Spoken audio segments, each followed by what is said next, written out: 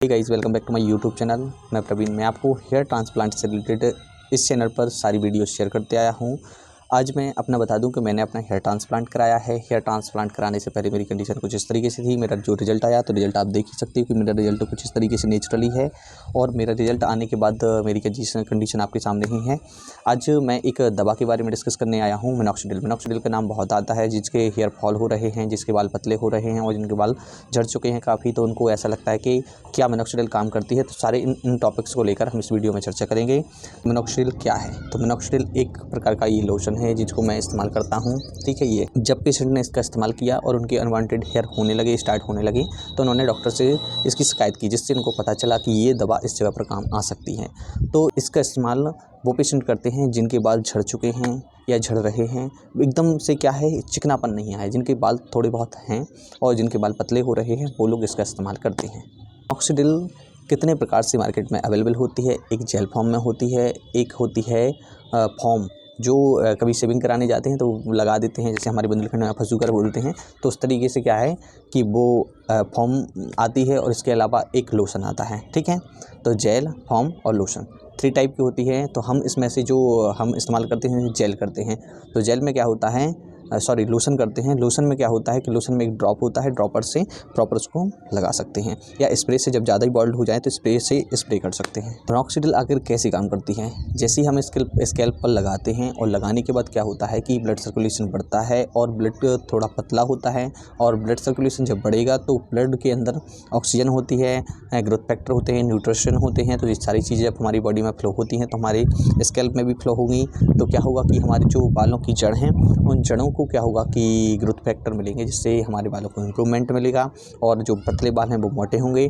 तो जिनकी जड़ें मरी नहीं हैं तो वो जड़ें भी आपकी आगे ग्रोथ करना स्टार्ट करती हैं। तो मिनॉक्सिडिल को हमें कैसे लगाना चाहिए? ये ड्रॉपर होता है। ड्रॉपर से क्या होता है, इसके अंदर ऐसे ड्रॉपर से डाला और निकाल कर इसमें कितनी मात्रा होती है तो 0.5 और 1 ml। तो मैं 1 ml इस्तेमाल करता हूँ। तो इसको लेकर और भर के सीधा पूरा ड्रॉप ऐसे ऐसे करना है पूरा, और ड्रॉप करने के बाद फिर नॉर्मली स्केल पर रब करना है तो नॉर्मली आपकी लग जाएगी। ठीक है, तो इस तरीके से लगाना चाहिए। और कितनी बार लगाना चाहिए?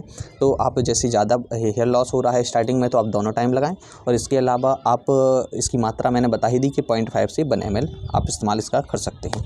तो मिनॉक्सिडिल को सिर्फ जड़ों में ही लगाएं और गंजे एरिया पर ना लगाएं। जहाँ पर आपके बाल हैं बस वहाँ लगाएं, ताकि बस जो बाल हैं उनको ही ग्रोथ करता है। और जो जहाँ पर बाल नहीं हैं सिर्फ उसको उगाने का एक ही तरीका है, हेयर ट्रांसप्लांट होगा आपका। ट्रांसप्लांट होगा, जैसे मैंने अपना हेयर ट्रांसप्लांट कराया तब बाल आए, तो ऐसे ही आएंगे। मिनॉक्सिडिल लगाने के बाद इसका रिजल्ट कब आता है? तो इसका रिजल्ट आपको 2 से 3 महीने में देखने को मिलेगा।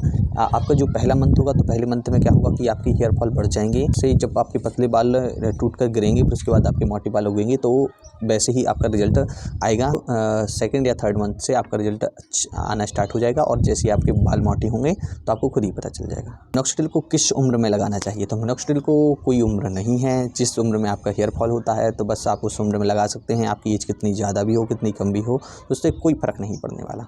जिन लोगों ने अपना हेयर ट्रांसप्लांट कराया है उन दोस्तों से मेरा कहना है कि हेयर ट्रांसप्लांट के बाद कितने दिन बाद लगाना चाहिए। जैसे कि आपकी 10 दिन की मेडिसिन जो ख़त्म होती है, आप 4 से 5 दिन रेस्ट ले सकते हैं। रेस्ट लेने के बाद 5 दिन बाद, मतलब कि हेयर ट्रांसप्लांट की डेट से लेके 15 दिन बाद आप अपनी जो मिनॉक्सिडिल होती है उसको स्टार्ट कर सकते हैं। और मिनॉक्सिडिल को किस जगह पे लगाना है? तो उस जगह पर नहीं लगाना है जहाँ से आपके बालों को निकाला गया है। उसके लिए दूसरा लोशन दिया जाता है जिससे आपका इन्फेक्शन वहाँ पर ना हो।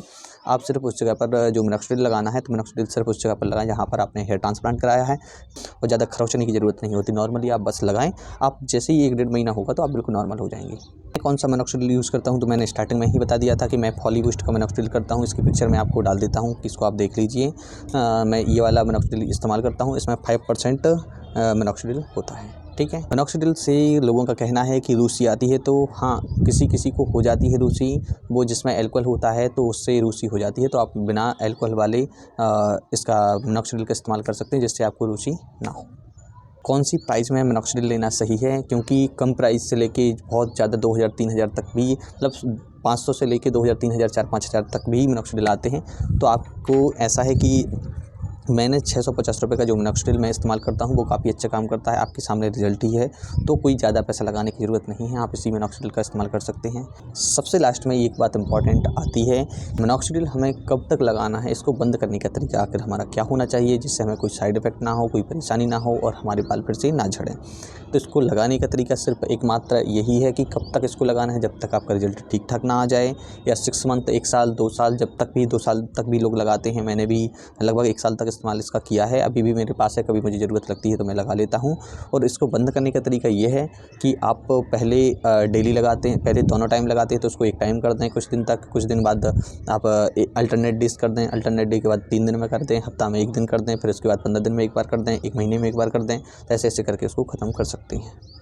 जिम जाने से पहले इसका इस्तेमाल नहीं करना चाहिए। क्या होता है, पसीना आ जाता है और पसीना उसमें मिक्स हो जाता है, तो इससे इतने अच्छा वो काम नहीं करेगा जितना ड्राई हेयर में काम करेगा। स्कैल्प बिल्कुल साफ़ रहे, स्कैल्प पर कोई भी पसीना ना हो और नॉर्मली हो, तब आप लगाएं तो ज़्यादा अच्छा काम करेगा। मिनॉक्सिडिल लगाने के बाद क्या बाल धोना ज़रूरी है? यदि आप बाल को धो लेंगे कुछ टाइम बाद तो मिनॉक्सिडिल के लिए कुछ टाइम चाहिए होता है, कुछ टाइम पीरियड बाद अपना वो स्कैल्प के अंदर जाता है, वो काम करता है। यदि आप बाल धो लेंगे तो फिर आपका वो उतने अच्छे से काम नहीं करेगा।